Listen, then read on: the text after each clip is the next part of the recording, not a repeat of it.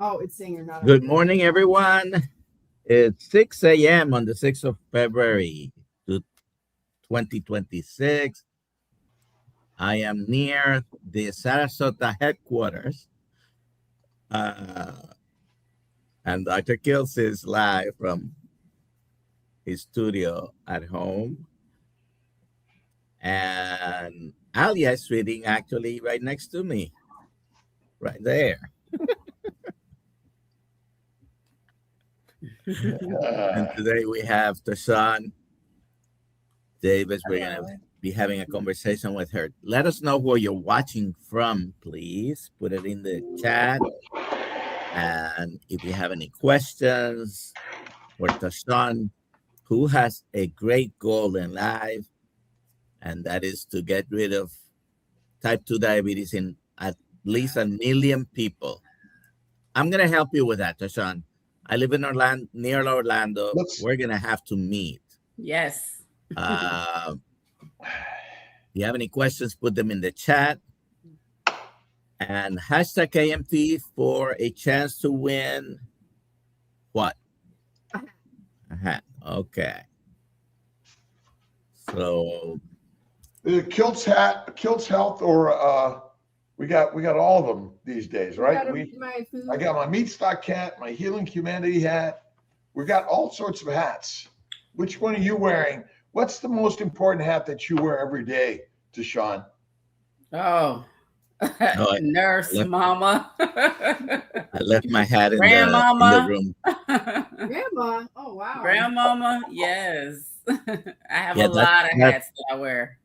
That's my wife's favorite. Yes. I think I seen that on YouTube or Facebook. Congratulations. I mean, nothing better than our children. And so tell us a little bit about what inspired you to want to help heal so many of our children's children. Yes.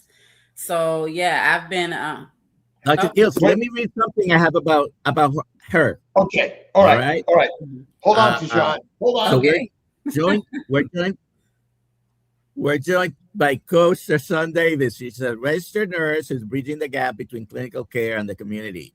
TaShawn is a holistic health coach and author of Uproot the Cravings and Sugar Deception. She's on a massive mission. I love this.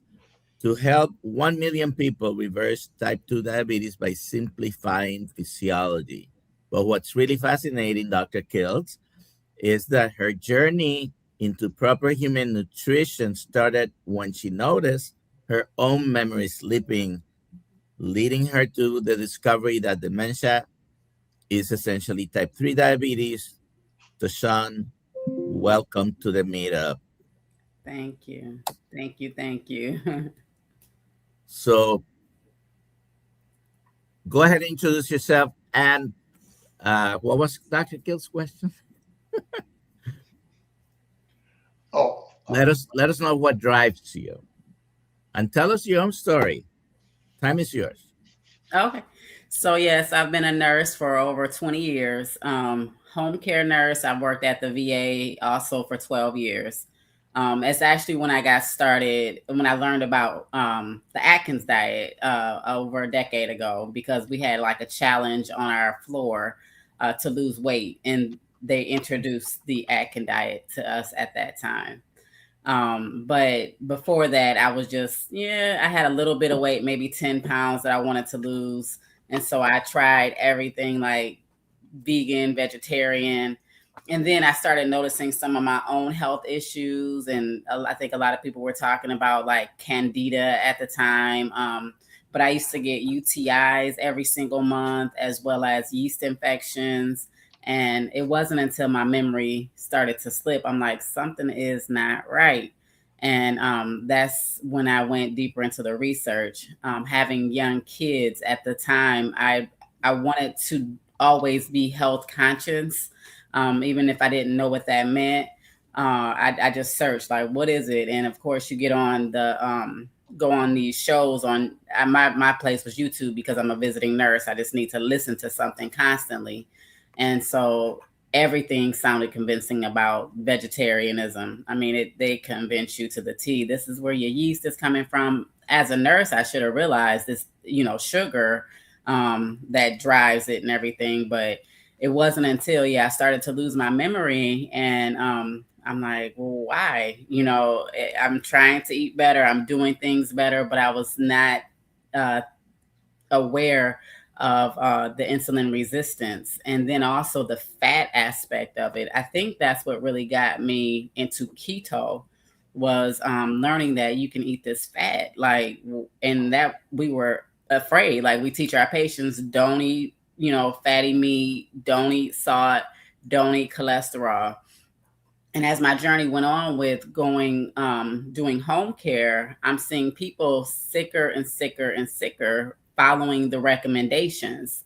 And so I'm like, what is happening? Like, you're following all of these things and you're sitting in front of me with these disease processes that don't make sense. So it really started to, I just did a lot of deep research and found, I think Dr. Berg first, and Dr. Berry and Annette Bosworth, and I read up on a lot. Like, when I first started, I went to the library and just checked out as many books as I could on physiology, whoever was talking about memory issues, because I wanted my memory back. And, the research was overwhelming. The stories that people were telling were overwhelming, from chronic infections to memory loss. And it was like, there's no way this lines up with physiology better than anything that I've read, watched, or anything. And the more I listen to people like Dr. Kiltz and other physicians and scientists and everything, I'm like, this is overwhelming, this evidence, and I can't deny it, like, because of the physiology. And so, even when, or if this is anything, I've stayed, it's been about a decade or a little over a decade that I've low carb, low sugar. I'm more a ketovore, but I don't really care about vegetables like that, but I'll eat them if they're in front of me. But yeah, it's overwhelming. For me, and even as I coach clients, it's the fat that we need. It's the fat. Women need the fat for hormones. We need the fat for our brain. We need the fat. And so we can do all the rest of the things to try to get healthy. But if we miss the fat, the protein, the cholesterol, we're really not doing our brain a good service. And that's why I do it, because I don't want to lose my memory. I don't have a history of dementia in my family or anything, but I did notice the signs, walking into a room and not being able to remember what you went in there for. Not remembering if I put on lotion on my face, like, did I just put lotion on or not? Like, and it was really bad, because I'm like, that's just seconds. And I'm like, I can't live like this. I need my brain. So that's how I personally got started.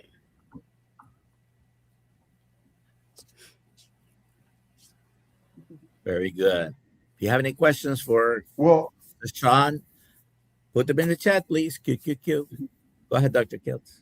So, TaShawn, I started off in internal medicine after medical school at Sepulveda VA, and I just loved the VA and taking care of the amazing people there. I noticed that in all the hospitals that I've ever been affiliated with, they hang sugar water, and the meals are full of plant sugars and low in fat. It's always about non-fat milk and pancakes and all this stuff. How is it that our medical system seems to be feeding us the information? And even somewhat in the new food guidelines, they're still institutionalizing us, and this is our biggest problem. And what are the things that you've noticed, or things that you think we could all help do to change the paradigm? Yes, it's just boots on the ground for me. I love that we are talking about it in America. Like, it's one of the main things that we have, even with the changes, whether, you know, good or bad. I think they're way better than they've been. And so it gives me the opportunity, as I sit in front of patients day after day, to talk about it. But one of the things that really got me, so I can give a couple of my patients' stories. Whenever I was doing the research initially, what happened was one of my patients was a vegetarian. This is the story I wrote in my book, Sugar Deception, one of the patient testimonies and stories. But what happened is he was sitting in front of me, a vegetarian with a quadruple bypass.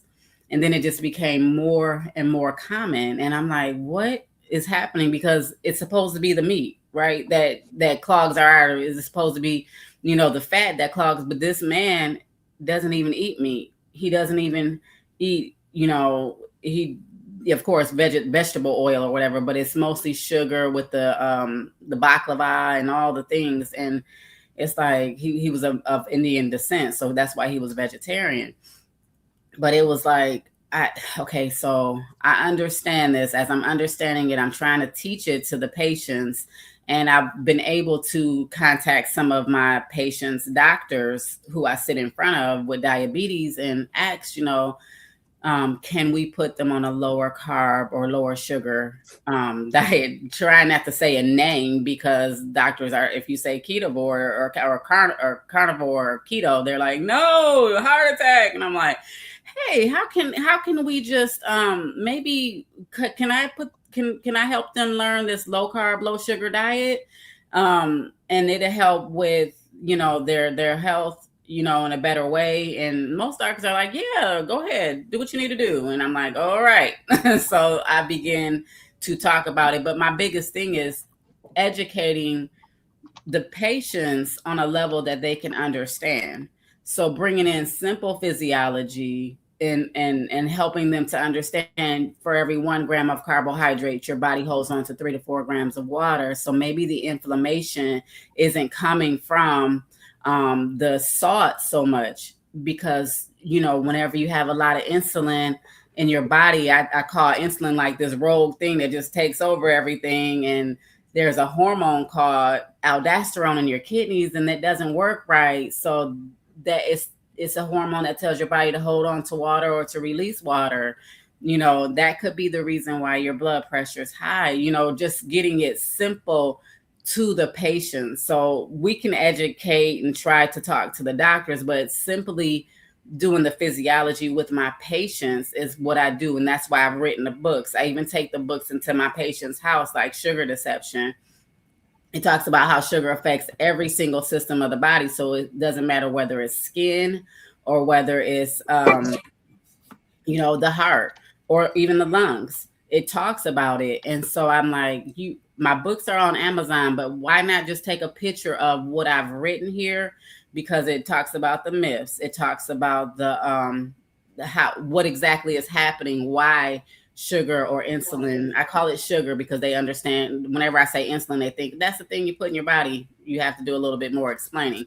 And so I talk about all of that, and then I'm just take the picture. And then it also talks about doctors who are continuing in this field to study or that are practicing, or scientists.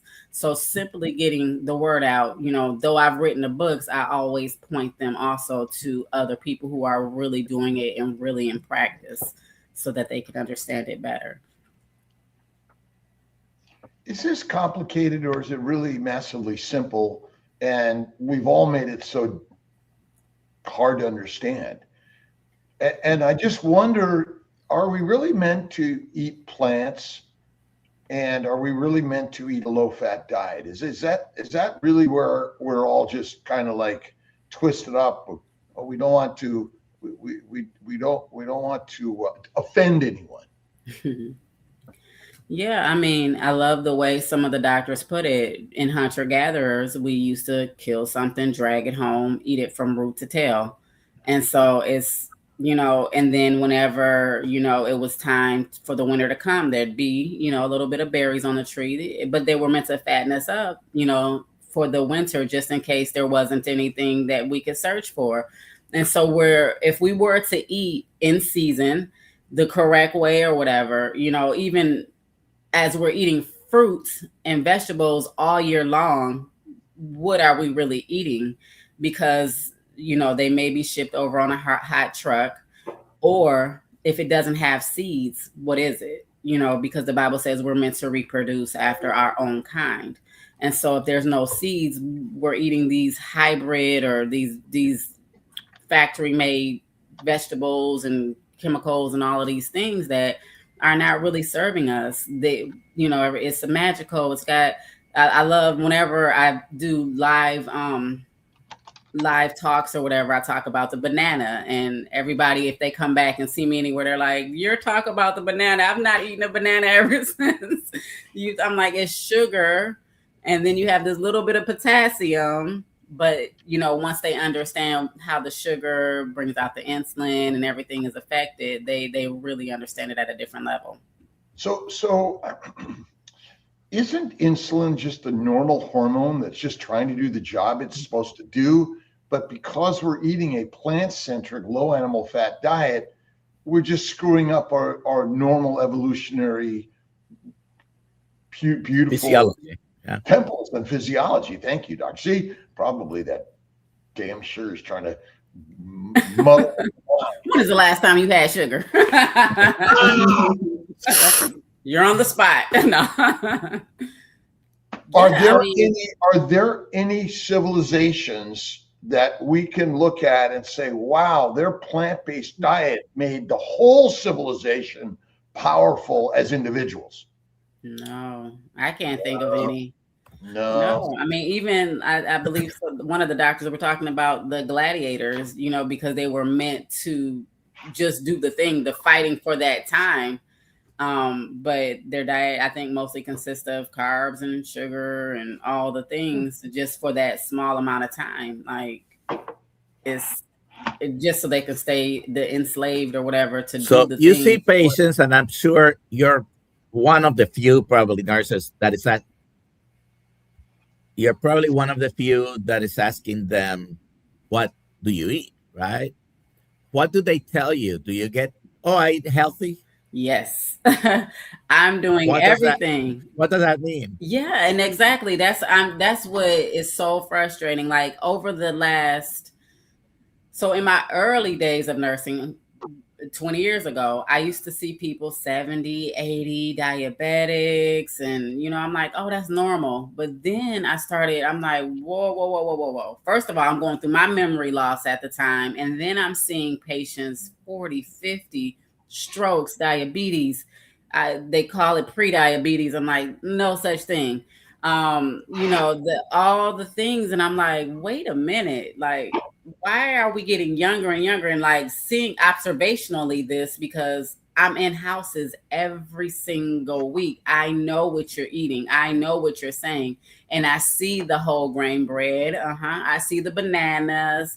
I see the oatmeal. I see the orange juice. I see the Ensure, which I'm just, that right there is I'm like, yeah, I had to do a whole some post on the Ensure situation. But ensuring your enslavement. Mm-hmm. Ensuring your enslavement. That's a good one, right? Remember, we're domesticated animals because of the governmental guidelines, which are controlled by the masters of the money. Yeah. Right.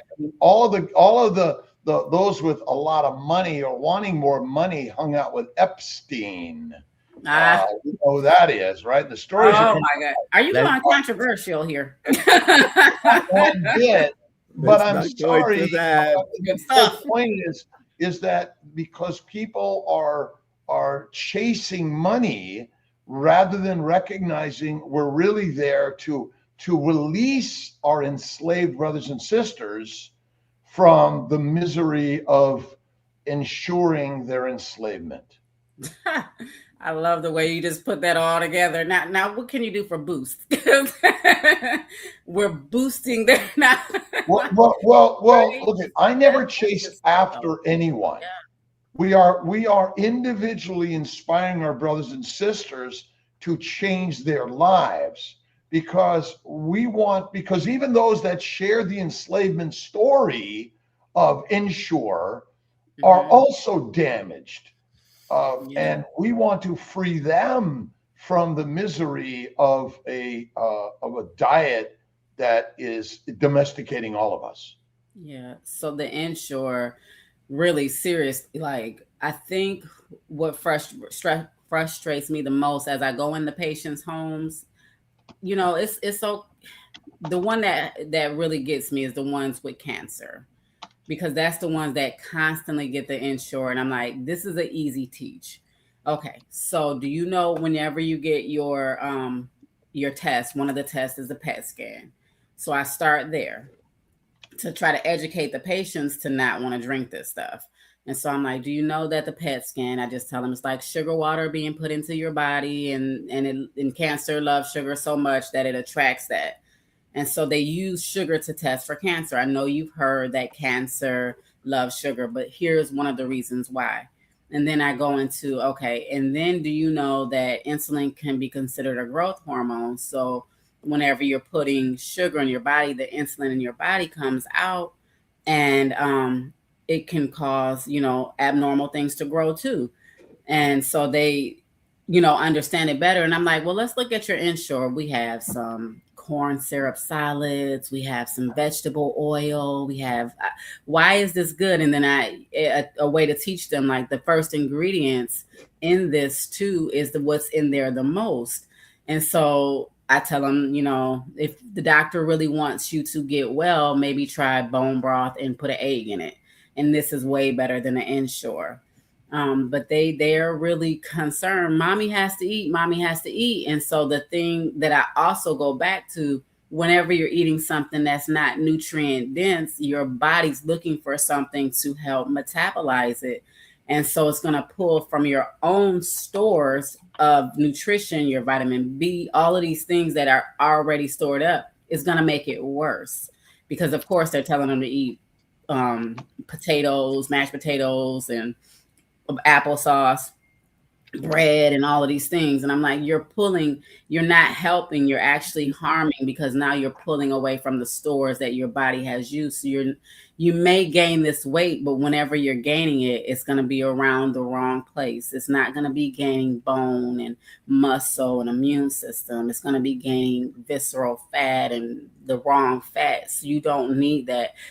It's not about gaining weight. It's about gaining the strength that you need to get through these chemo treatments and things like that. So I really try to tell them bone broth and eggs, if that's all you can do. What do you like? Because if you can eat pudding all day long, surely you can eat eggs. So, well, raw eggs, cream, butter, cheeses are far healthier, high in fat, right? Mm-hmm. Raw and fatty. None of this homogenized, pasteurized, and made into basically a low fat meal, right. which essentially fat. Being obese causes no disease. None. Mm-hmm. Yeah, that's true. None. And even the opposite, the doctors will say, just gain the weight or just lose the weight. I'm like, yeah, I still see patients that have lost the weight and they're like, my blood sugars won't go anywhere. They won't go down. I'm like, yeah, because you haven't focused on the right thing. And that's my main thing. Understand it. If you go back and you do something that is not good, like if you decide I want to eat these donuts or whatever, you'll be less likely after coaching with me or hearing, a talk with me, because you'll understand what's happening. But you have a right to choose whatever you want to do with your body, but you're going to understand it. And so losing weight does not equal health either. That's why my business is Health Beyond Weight Loss, because you're still, if you don't focus on that insulin aspect, you're going to still be sick. I had a patient that was like, I'm fasting and I hardly eat anything yet. So she came to me in home care after having several episodes of diabetic ketoacidosis. She went to her doctor. She'd been a diabetic for decades. She went to her doctor. Her doctor gave her more insulin, sent her to an endocrinologist. The endocrinologist, more insulin. Then the endocrinologist told her to go ahead and go to a class to eat. Now, this is one of the main points why I'm like, I have to get this out. I have to offer whatever I have, because the diabetic, after going to the diabetic education, that's when she ended up in the middle of the street with her scooter spinning around in a diabetic coma. Wow. And I'm like, you just went through all of that. You have an endocrinologist and you have a place that's supposedly teaching you how to eat. My goal is to open up a center, here in Orlando that combats that thing. Because I'm like, I don't know what else to do. I'm in the homes, but you're going to these places that is teaching you how to eat, that just caused you to get sicker than what you were. And working with me in 3 weeks, your blood sugars are normal. Your blood pressure is normal. This cough that you had is gone. Like, these people have type 2 diabetes. Type 2. So they technically don't have any problem with insulin. Correct. They simply are eating a deadly diet, which is helping the real drug dealers. The real biggest killers are actually the standard medical system, not the heroin dealers on the street. Sorry. I mean, it is what it is. They're the mafia. Are masked federal agents. Yeah, it's sad because it's doctors. Mm-hmm. Yeah, it's sad.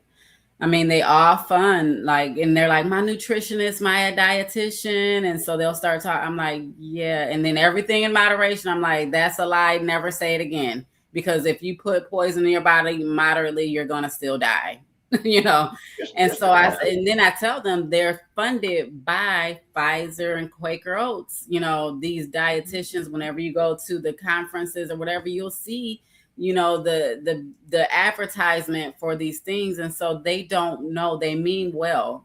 It's not like they're trying, but you're supposed to eat the rainbow and you have to do this. But if they take the time to educate or go beyond that education, because I'm like, should I just go for nutrition and all of that, add another degree? I'm like, so I can just toss it out the window. I mean, do they mean well?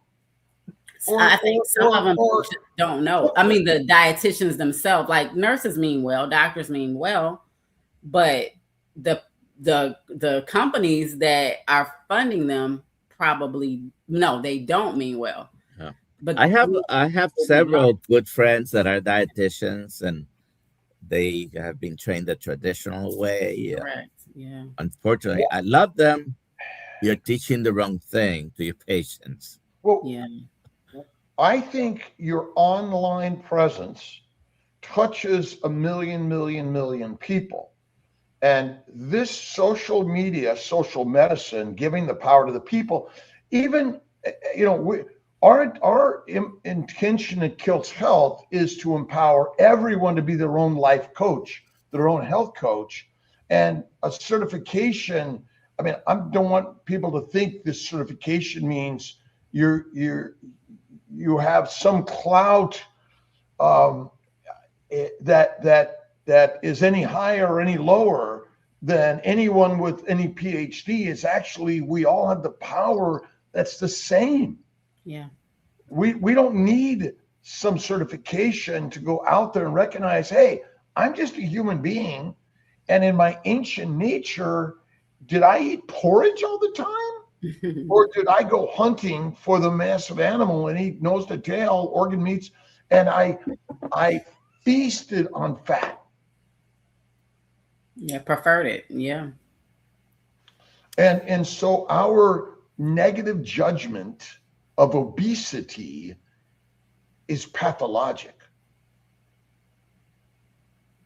We make people feel bad about them. Now we have the GLP-1s.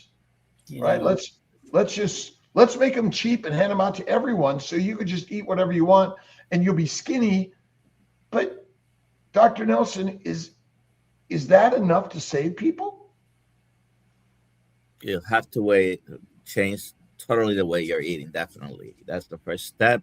And that takes care of more chronic diseases than any drug will ever take care of them. Absolutely. What are your thoughts, TaShawn, on allulose, stevia, monk fruit? Some of these have no caloric value. Are they good for us? Well, I mean, it depends on where you are on that spectrum of getting better. I feel like the first thing we all need to do is get rid of things. Like you said, there is we always want to add something to help the magic secret or whatever, like the GLP-1s. For me, I always tell people, take things away before you do anything. If you have an issue with insulin being this rogue thing, you can add all the vitamin D and all of that, but if insulin is sitting on the cell, then you're not going to be able to uptake it. So, but as far as like the sugars and stuff like that, those what you've named, I recommend them, yes, because some people have to have a gap and a bridge to get out of that addiction. Allulose, we've actually had where we do our classes and we bring food in, where it actually has brought down people's blood sugar. So, and there's, some studies. So I don't like what you named specifically. I'm like, those are okay. If you have a issue with needing something sweet, it's better than the alternatives. It's better than honey. It's better than, the alternatives. Although maybe not. My suggestion is that we're measuring glucose, but that's not the problem. It's glycation. And correct. So ultimately, how do you measure allulose levels? Anyone measuring allulose serum levels? I mean, nobody's measuring insulin either, but yeah. Well, but again, insulin is a natural normal hormone that only responds to amino acids and sugars. Yeah. And so we blame insulin where insulin has nothing to do with it. It's all basically a diet of low fat plant sugars, fake sugars and all, which are glycating. And glycation is rust. Correct. And AGEs, advanced glycation end products. Yeah, I mean, it is, we have to meet, for me, where we are, and if it is any better to, because if I can tell people all day long, go ahead and go vegetarian and vegan. They're like, cool, we'll start next week. Cut the sugar, cut the carbs. What am I supposed to eat? I can't eat anything. There's nothing. I'm like literally eating protein and all of that. What are we eating? What are we eating tonight, Dr. Kiltz, in your house? Oh, he's not here. I know we're eating. But literally, you can go outside, and if you see a skunk, you can eat a skunk. If you see a roach, you can eat a roach. You can. I don't mean to be nasty, but I'm saying there's way more stuff to eat than what you're thinking about. Like, we are a lot of times creatures of habit. And so even if I tell them to change their eating habits, you already were eating oatmeal every morning with bananas and orange juice, and you were already doing that. Now I'm telling you, switch it up, eat eggs and bacon. And you're like, oh, what else? What else? I'm like, try that first. So oatmeal with banana gotta be one of the worst things you can do to your metabolism. And some people continue to insist that it's healthy. Let's take some questions. Now, the first one here is very controversial. Oh, gosh. The first one in the queue there. Oh, it's right there. Okay. What do you think about what Maria and Frank said this week, that high-fat carnivore can cause diabetes and overflow the glycocalyx? Mind blown. TaShawn? I'll let y'all take that one. I don't know. I didn't see it. I don't know. All questions are for the guests. Oh, I'm like, I'll let you. I didn't see anything that they were saying. I didn't see it, so I don't know. Yeah, they believe in lipotoxicity. They don't like a high-fat keto or carnivore diet.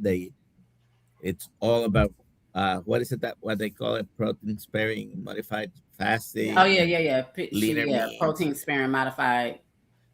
So what do you think about lipotoxicity, Dr. Kiltz? What was the question? The question is, what do you think about what Maria and Craig Emmerich said this week? And this is not this week. This is their beliefs. They've been for years saying that high-fat carnivore can cause diabetes and overflow the glycocalyx. False. Because the glycocalyx is damaged by protein sugar diet, high plant lean meat diet, and so the glycocalyx is basically our barcode, our transmitter receiver, and it's damaged due to a high protein, high plant, a high sugar diet, low fat. And fat is not poison ever. It is actually the battery and the storage system and the energy of our human body. There is no evidence whatsoever that fat is harmful. And basically, if you're skinny in a famine, your fertilizer is deadly. And we're hyperphagic, and we consume the amount of foods and sweets because in our ancient nature, as a omnivore, more like a bear, you did everything you can to get as fat as you can because there was no food coming very quickly. And we're completely illogical. Insulin is nothing to do with it. A plant protein, low fat diet is only problem. And I'll show you, let's see if this comes out there. Bighorn Mountain. So there's the food we should all be eating. Is that simple? That looks great. That's simple. I mean, let's not make this complicated. We don't need scientists. We don't need thick books. We don't even need a life coach of what to eat. We know that's our ancient food, but the system made you afraid to eat that, which basically made us slaves, soldiers, peasants, and prisoners. That really is the simple problem. And the science, Maria and Craig are my friends. I love them dearly. And I honor them for the work that they've been sharing and helping people. But a low-fat diet temporarily to lose weight because you want to lower your calories, great. But that's I don't know if I've got the right word is. We all want to look skinny, but that is not survivable in whatever's coming in this world.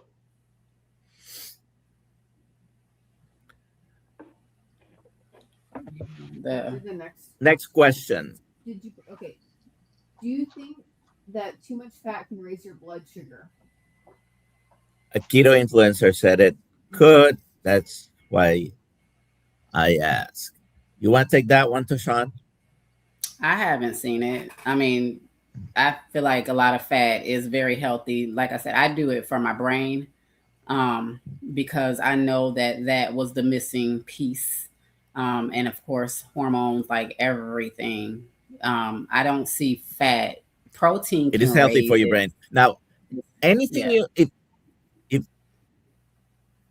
if you're tracking blood sugars, anything you eat will raise your blood sugar. You'll have a reaction. Yeah. If you're eating a lot of plants, that's going to do it a lot more than if you're eating meat. Fatty meat is going to raise it to a lesser degree. So right. I was going to say the fat itself, not so much, but yeah, the protein, I guess you had a scale, the fat would probably be the least to raise it. And then the carbs and sugar, the plants, of course, will be the more so to raise it. So raise what? The blood sugar. Right. And so there's sugar in adipose tissue. Oh. Yes. So thank you. Yeah. Next question. TaShawn, you're amazing. Is your family meat-based? Thank you so much. No. I wish they were. Not yet. Yeah, Not exactly. Yet. Not yet. We're working on it. My husband actually have a story about that. We're from Michigan. I've been in Florida since 2017, and my husband went to the best doctors. His blood pressure was always 200 over 100 and something. Literally not exaggerating. And he went to the University of Michigan. They told him, cut the fat, cut the salt, do all the things. And for the most part, he would, but he had, lifestyle that was not the best. And he came down here still not having the best lifestyle, still smoking and drinking, but he did change his eating with Dr. Jamnatis, being his cardiologist, and went low carb and low sugar, and his blood pressure, I'm sorry if I was saying sugar, his blood pressure normaled out to like 130/80, I believe it started averaging. So he knows that is a good thing to do because he's seen the results. And just trying to get him back there is the issue. So whenever I'm cooking, I'm not cooking with carbohydrates and things like that. I'm cooking more meat, and then if I do have a vegetable, it pretty much is to put some butter and cheese on it. So that we're looking forward to meeting Dr. Pradeep Jamnadas tonight because he's coming to Dr. Kiltz house. Oh, I wish I was there. Yes. He's great. My alarm keeps going on. Yeah, he was a doctor that changed my husband's mind. Although I was saying it for many, many, many years. Of course, my voice was like, and then the doctor's voice was like big. Yeah. Let's see. TaShawn, do you get conflicts with other nurses or doctors when you bring up? I'm sorry, it's low, but I can see the question. Okay. Do I get conflicts with other nurses or doctors when I bring up this way of eating? Yes. A lot less than what I think, because I did at Advent. I work at Advent, and they did a vendor event, and I was able to stand there and like teach. I had like this wheel, and so they would spin the wheel because one of my books is how the sugar deception. And so they would spin the wheel, and the wheel would go to whatever body system it was. And I was able to like break it down to them and explain it to them. And they were actually very happy to hear a different perspective because, they just been, following the guidelines or whatever and not really digging deeper into it. So for the most part, they're happy to learn. I don't have a lot of conflict just because I think the approach that I have, and if they do not want to talk about it or whatever, or they feel like they really don't say much, but they'll continue to teach their patients. A lot of times when I go in, because I start the cases, I give them as much information as I can. And I do tell them the next nurse may not know this or may not talk about this, but if you have any questions, let me know. And if the nurse has any questions, they can contact me as well.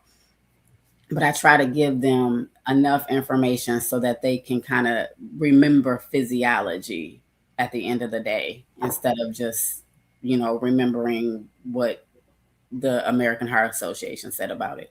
And if they do bring up the American Heart Association, I always talk about, well, they even recommend 6 teaspoons of sugar for a woman, 9 teaspoons of sugar for a man. So they're contradicting themselves already with the oatmeal, 10 teaspoons, and the banana, 6 teaspoons. So I try to bring it back to that's what it is. But no, I don't. I mean, I actually have been able to surround myself with like people who are pretty positive and understand it.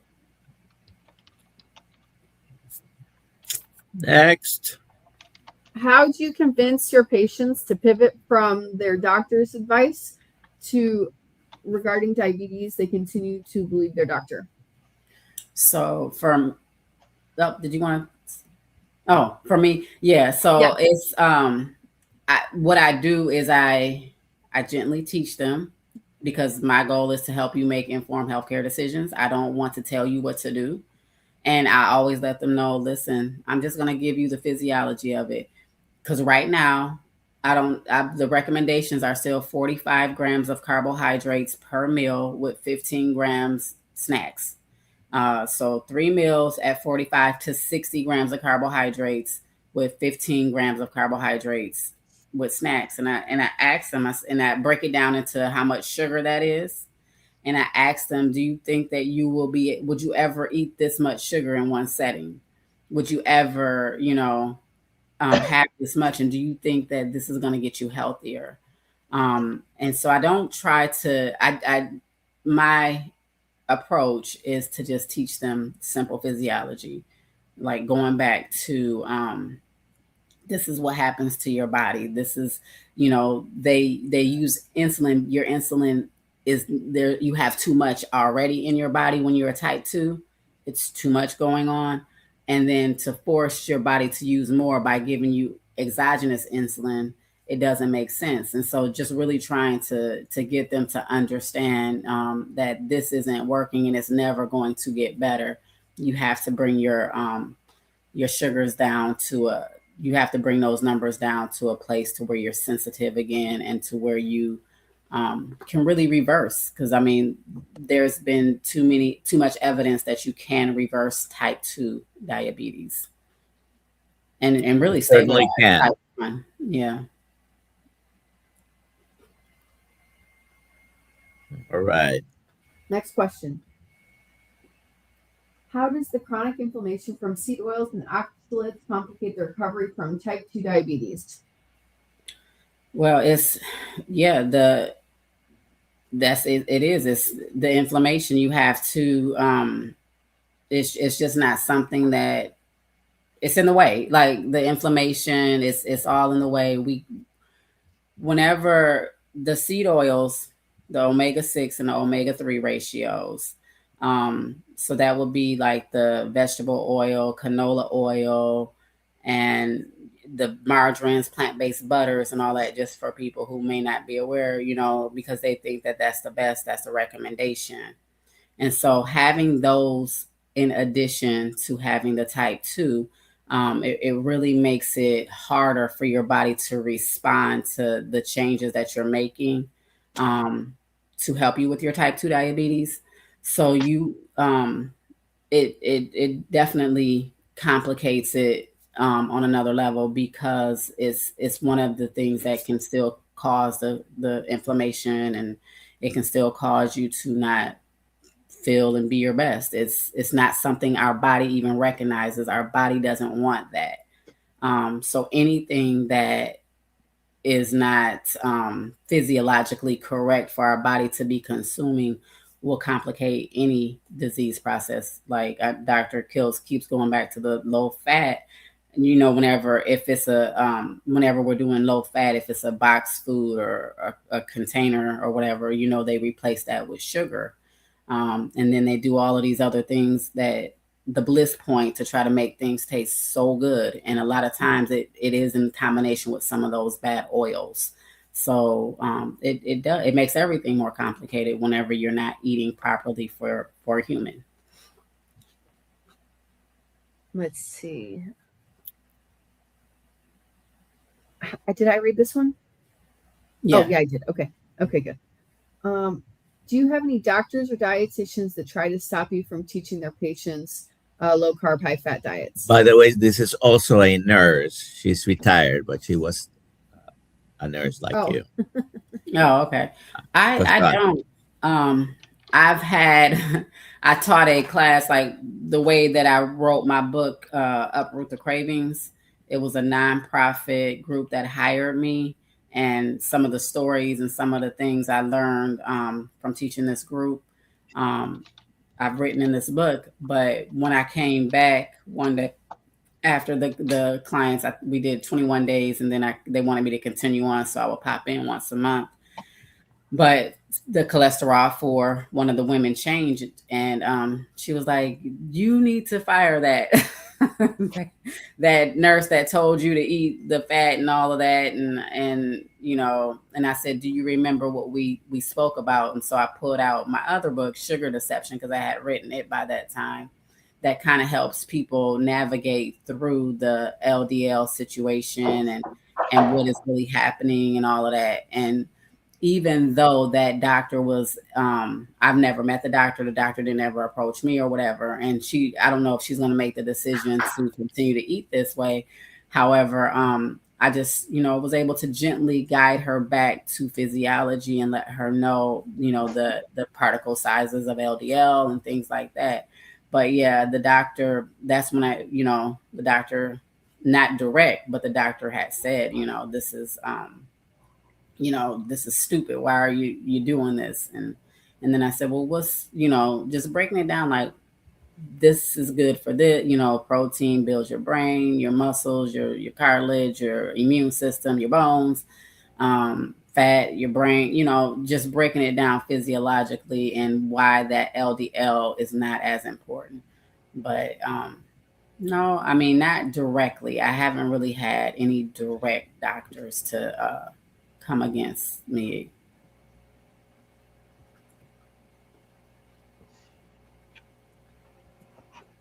Next question. Let's see here.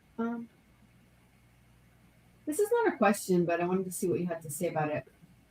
My friend and client, type 2 diabetes, has been current 5 years, gained 40 pounds, and fasting blood sugar in the 120s. Okay. So, I mean, I think there's more information that's needed for this, because did she need to gain 40 pounds? Because the good thing about carnivore and things like that is some people need, they weren't at their good weight anyways. So, did she need to put on more muscle and fat and bones? Because a lot of times you're not going to find that weight gain in the belly area, but you may just be heavier because you're now gaining muscle. You're gaining the things that your body needs to survive. And also what are you eating? We have to be I'm like, be a detective. What was in that sauce? What was in that, So what are the blood sugars? What time are you taking the blood sugars? Is the dawn phenomenon affecting that? Is it first thing? Is it because, the natural sugar in your body just came out to help you wake up? It's more to it. So that's why too, having someone that can walk you through it is good, because people go for it, but they don't know all of these little nuances. Like I had a friend of mine, I wasn't coaching her, but she was like, my blood sugars are crazy and all of this, doing well, but she was doing the right things, but her stress level went up to a point of like panic mode. She was going through many, many crises. And so it's like, it's not the diet. You have to get your stress down. You have to sleep. Like there's so much more to it than just I'm eating better now. That's why it's good to have someone walk you through it. And if you can't afford to have like a one-on-one coach or someone walk you through it, look at the videos. Like, this is my symptoms. This is what's happening. Now, what is this doctor saying about this? Why am I having stalls? Why am I in my course? I have a course, at the end of the course, it talks about why you may be stalling or why you may be gaining weight or why this may be happening. And weight gain is not bad. Like I think Dr. Kiltz has said earlier, it's not an indicator that something is wrong. It could be an indicator that something is all the way right, because you could have been underweight all this time. Well, I guess the question is, what is the right weight? What is the right weight? Yeah, your body will. What is the right weight? I guess it depends on the circumstance. Your body tells you. I like right now, I'm 5'3.5". Well, I thought I was 5'3.5" until somebody bust my bubble, but I'm 5'3". And according to the BMI scale, I'm supposed to be 115. I'm like, I will look like a little crackhead. Like I will look like a stick person. So, I like my weight at 150. So, and I feel good at 150. So it's like, no, don't try to put me somewhere where I don't belong. My body, I eat right, and my body has a set point, and that set point is where it is. So I don't do that. Nice. This is a good question. What about fiber? How does that fit into the equation? What do you recommend to eat for fiber? I think that if you're not eating the stuff that you have to poop out, then you don't need fiber. We're pooping out like bulk stuff from our diet, like corn husks. If our body, like when you eat meat, your body is consuming so much, like it goes to work. It's going to build your bones, your blood, your immune. It's going to go to work. And so what are you trying to poop out? So if you eating fiber is like eating a piece of egg with a little bit of cardboard. You're never going to digest that. So of course you're going to have the bowel movements because you can't digest it. And if you have all of this bulky stuff in your system that's trash from boxed food or whatever, you're going to have to use the fiber to kind of wash that out of your body. This is how simply I explain things. You know, Dr. Kiltz, do we need fiber? We do not.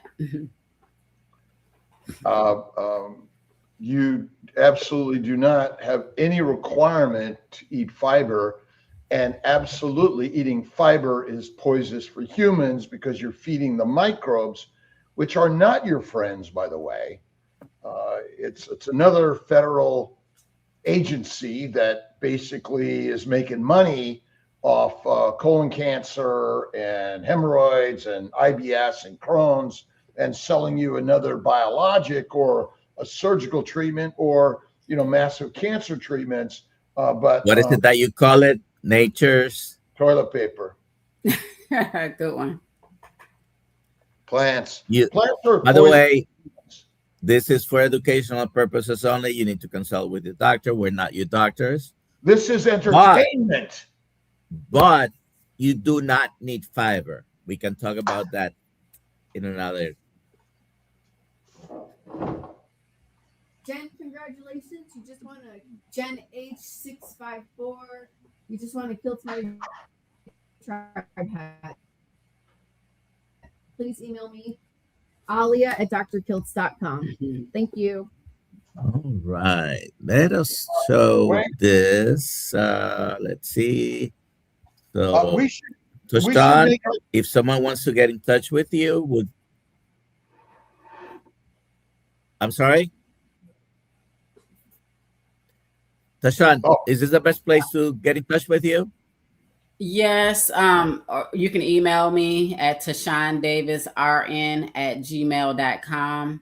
I am on Facebook. This is one of the places I do post. I just made a group called Health Beyond Weight Loss, Insulin Resistance, and Metabolic Health on Facebook. So you can join that. I believe from this page, you can find out how to join. It's free. I will be putting up a challenge, a 21-day that's going to go along with my 21-day devotional and journal for sugar detox. So that will be probably starting. It's like a spring reset in March. But yeah, that's what I'm gonna. This Tuesday I'll be doing a webinar to talk about how CGMs can be helpful in recovery and getting healthy to understand exactly what sugar is doing to your body. Very good. And you have your YouTube across all the platforms. If you search for TaShawn Davis, RN Health Coach, you will find her. Yes. I'm trying to get better at social media, but I am on there somewhere. Isn't it true that our problem isn't sugar, it's a low-fat diet? Low fat is important. And I think it goes hand in hand because the low fat, if you do low fat, a lot of times you're going to have more sugar in your diet. Proteins and protein, amino acids and sugars hand in hand are both deadly without fat.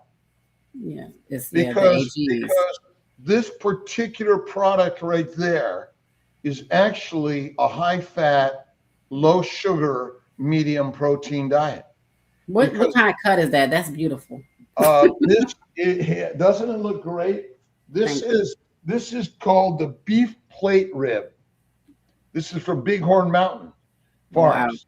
Wow. And again, this is what all of our brothers and sisters should be eating because it has all the minerals and vitamins, and it's missing heroin, cocaine, marijuana, opium. Why? That's fun stuff. I mean, basically, nature made cows. Right. We have for our health. We have to go.